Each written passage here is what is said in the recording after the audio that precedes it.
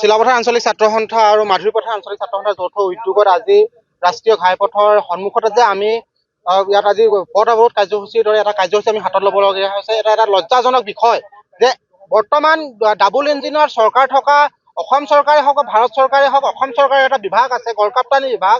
সেই বিভাগটোৱে আজিৰ দিনটোলৈকে এনেকুৱা এটা ৰাষ্ট্ৰীয় ঘাইপথ যে অসমত আছে বা অসমৰ প্ৰেক্ষাপটত আছে, আমাৰ জনজীৱনৰ কাৰণে বা জনগণৰ কাৰণে লজ্জাজনক বিষয়। আৰু তাতে এটা কথা আমি উল্লেখ কৰিব লাগিব, চিলাপথাৰ অঞ্চলতে জোনাই বিধানসভা সমষ্টি আৰু বৰ্তমান চিচিভঙা সংৰক্ষিত এটা বিধানসভা সমষ্টি নৱগঠিত। কিন্তু ইয়াৰ আগলৈকে যি জোনাই বিধানসভা সমষ্টিৰ সন্মানীয় বিধায়ক ভুৱন পেগু ডাঙৰীয়াৰ ঘৰ ইয়াত, লখিমপুৰ লোকসভা সমষ্টিৰ সাংসদ প্ৰধান বৰুৱাৰ ডাঙৰীয়াৰ ঘৰ ইয়াত। তেনেস্থলত এনেকুৱা এটা পৰিস্থিতি আজি যে জনগণে বাৰে প্ৰতি জ্বলা কলা খুৱাইছে। এটা ৰাষ্ট্ৰীয় ঘাইপথ, ঠায়ে ঠায়ে দ গাঁত সদৃশ্য এটা পৰিৱেশ। বিভিন্ন সময়ত এনেকুৱা ধৰণৰ দ গাঁতৰ ফলত বিভিন্ন ধৰণৰ দুৰ্ঘটনা সংঘটিত হয়। বহুতে আমাৰ মাজৰ পৰা হেৰাই গৈছে আৰু বহুতে চিৰজীৱনৰ কাৰণে পংগুত্ব লাভ কৰিছে। তেনেকুৱা পৰিস্থিতিত আজি যে এটা গড়কাপ্তানি বিভাগ আছে, অসমৰ গড়কাপ্তানি বিভাগ নামত আছে নে কামত আছে? যদি প্ৰকৃততে নামত আছে তেওঁলোকে কাম কৰি দেখুৱাওক, অন্যথা কিন্তু আমি ইয়াতকৈ গণতান্ত্ৰিক আন্দোলন কৰিবলৈ বাধ্য হ'ম। লগতে যিবোৰ বন বিভাগ আছে, অসম চৰকাৰৰ যি বন বিভাগ আছে, সেই বন বিভাগে ৰাতিপুৱাৰ পৰা সন্ধিয়ালৈকে যিবোৰ যে 10 চকীয়া, 12 চকীয়া, 14 চকীয়া, 16 চকীয়ালৈকে যিবোৰ ডাম্পাৰসমূহ চলাচল কৰি থাকে, তেওঁলোকৰ ওপৰত নাকি লগোৱাৰ ব্যৱস্থা কেতিয়া কৰিব বন বিভাগে? তেওঁলোকৰ পাৰ্মিট আছে নে নাই, তেওঁলোকৰ বিভাগীয় যিবোৰ নথি পত্ৰ আছে নে নাই, এই কাম কাজবোৰ কৰাৰ ক্ষেত্ৰত এটা বিভাগ যে আছে, সেই বিভাগে তেওঁলোকৰ নাকি লগোৱাৰ ব্যৱস্থা কেতিয়া কৰিব? বিভিন্ন সময়ত এক ধূলিময় পৰিৱেশ সমগ্ৰ দুটা অঞ্চলৰ মাধুৰীপথাৰে হওক বা চিলাপথাৰে হওক এটা পৰিৱেশৰ সৃষ্টি হয়। যিহেতু বৰ্তমান ডিচেম্বৰ জানুৱাৰী মাহ, এই সময়কেইটাত এই সমগ্ৰ অঞ্চলটো এটা বনভোজৰ স্থলীলৈ পৰিণত হয়। তেনে স্থলত এনেকুৱা এটা পৰিৱেশ হয়, এনেকুৱা এটা দ গাঁতেৰে কিদৰে ইয়ালৈ পৰ্যটনৰ থলী হিচাপে বা পৰ্যটনৰ স্থলী হিচাপে ইয়ালৈ লোকসকল আগমন ঘটিব? সেয়ে আমি অতি শীঘ্ৰে এটা কথাই অৱগত কৰিব বিচাৰিছো, বিভাগীয় কৰ্তৃপক্ষ, বিভাগীয় গড়কাপ্তানি বিভাগ আছে, এটা বিয়াগুম বিভাগ অসমৰ মুখ্যমন্ত্ৰী মহোদয়লৈ আবেদন জনাব বিচাৰিছো, অসমৰ বিভাগীয় মন্ত্ৰীলৈ আবেদন জনাব বিচাৰিছো, ক'ব বিচাৰিছো যাতে অনতি পলমে এই চিলাপথাৰ আৰু মাধুৰীপথাৰ মাজেৰে পাৰ হৈ যোৱা অকাজান লিকাবালি যিটো মূল পথ আছে, লগতে চিলাপথাৰ অঞ্চলৰ যিমানবোৰ লিংক ৰুট আছে, চিলাপথাৰ নগৰখনক সংযোগ কৰা যিমানবোৰ পথ আছে, জৰাজীৰ্ণ পথ আছে, অতি শীঘ্ৰে তেওঁলোকে বিভাগীয় কৰ্তৃপক্ষই নিৰ্মাণ কৰক। আৰু লগতে আৰু এটা কথা উল্লেখ কৰিব লাগিব, চিলাপথাৰ অসমৰ দ্বিতীয়খন বৃহত্তম জনবহুল বা আৰ্থিকভাৱে এখন ঠাই বুলি আমি পেপাৰে পত্ৰই বা কাগজে পত্ৰই আমি পাব সক্ষম হওঁ। আৰু ইয়াতে চিলাপথাৰ পৌৰসভা বুলি যে নামত এখন পৌৰসভা আছে, প্ৰকৃততে আছে নে নাই, আমি সেইটো এটা প্ৰশ্ন আমাৰ মাজৰ ছাত্ৰ সন্থাৰ পৰ্যায়ৰ পৰা আমি জানিব বিচাৰিছো।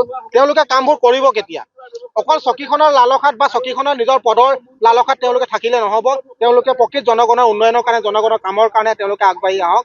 জনগণৰ জনপ্ৰতিনিধি হিচাপে তেওঁলোকে কাম কৰিবলৈ আমি আহ্বান জনাইছো।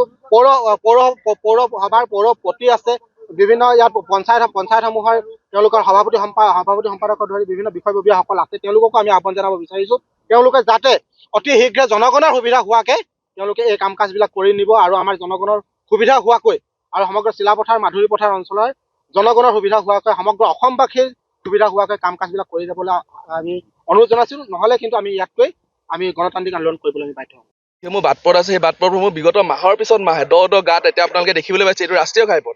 এনেকুৱা ঘাইপথসমূহত দ গাঁত আৰু যিসমূহ ৰাস্তা চৰকাৰে বনাইছিলে, সেই ৰাস্তাসমূহৰ ম্যাদ উকলি গৈছে। উকলি যোৱাৰ উপৰিও ডাঙৰ ডাঙৰ শিল আৰু ধূলিময় অৱস্থা, কৰ্দৰ্যময় অৱস্থাত দৈনিক শ ছাত্ৰ ছাত্ৰী, ৰাইজে জীয়াতু ভুগি আহিবলগীয়া হৈছে। আৰু অসম চৰকাৰৰ যিটো বিয়াগুম গড়কাপ্তানি বিভাগ আছে, এই গড়কাপ্তানি বিভাগটোৱে তেওঁলোকে চকু মুদা খুলিৰ বাহ ধৰিছে। তাৰ উপৰিও অসম চৰকাৰৰ যিটো বন বিভাগ আছে, এই বন বিভাগটোৱে এই ৰাস্তাতে যিসমূহ আহি থকা ডাঙৰ ডাঙৰ ডাম্পাৰ আছে, এই বালি কৰোৱা ডাম্পাৰসমূহে হওক বা অন্য ডাম্পাৰসমূহে হওক, অবৈধভাৱে কেনেকৈ অহা যোৱা কৰি আছে আমি ছাত্ৰ সন্থাই জানিব বিচাৰিছো। আজি আমি চিলাপথাৰ আঞ্চলিক ছাত্ৰ সন্থা আৰু মাধুৰীপথাৰ আঞ্চলিক ছাত্ৰ সন্থাৰ যৌথ উদ্যোগত অসম চৰকাৰে এই দুটা বিভাগ, গড়কাপ্তানি বিভাগ আৰু বন বিভাগ, আমি দুয়োটা বিভাগক সকীয়াই দিব বিচাৰিছো।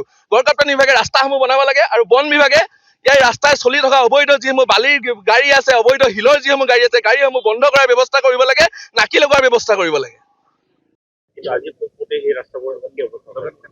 চৰকাৰে চাৰিওফালে কৈ থাকে যে আমি উন্নতি কৰিছোঁ, উন্নয়ন কৰিছোঁ। আপোনালোকে চাওক, অকাজানৰ পৰা লিকাবালিলৈকে বৃহৎ এটা গাঁত, বৃহৎ গাঁত। এই দৈনিক ছাত্ৰ ছাত্ৰীসকলে অহা যোৱা কৰে, দৈনিক ইয়াত এক্সিডেণ্টসমূহ হয়। আৰু ডাঙৰ যিবোৰ ডাম্পাৰসমূহ আহি ইয়াত ডাঙৰ গাঁতবোৰ কৰি থৈ যায়। আমি ছাত্ৰ সন্থাই আমি দাবী জনাব বিচাৰিছোঁ যে কম দিনৰ ভিতৰত যদি ৰাস্তাসমূহ যদি পুনৰ যদি নিৰ্মাণ নকৰে, চিলাপথাৰ অঞ্চলৰ, মাধুৰীপথাৰ অঞ্চলৰ, মালিপুৰ অঞ্চল, প্ৰতিটো অঞ্চল ৰাস্তা ঘাট যদি পুনৰ যদি নিৰ্মাণ কাম যদি হাতত চৰকাৰে যদি নলয়, পুনৰ ইয়াতকে আমি হাজাৰ গণতান্ত্ৰিক, আমি ৰাইজৰ লগত লৈ হাজাৰ গণতান্ত্ৰিক আমি আন্দোলন কৰিবৰ কাৰণে আমি বাধ্য হ'ম।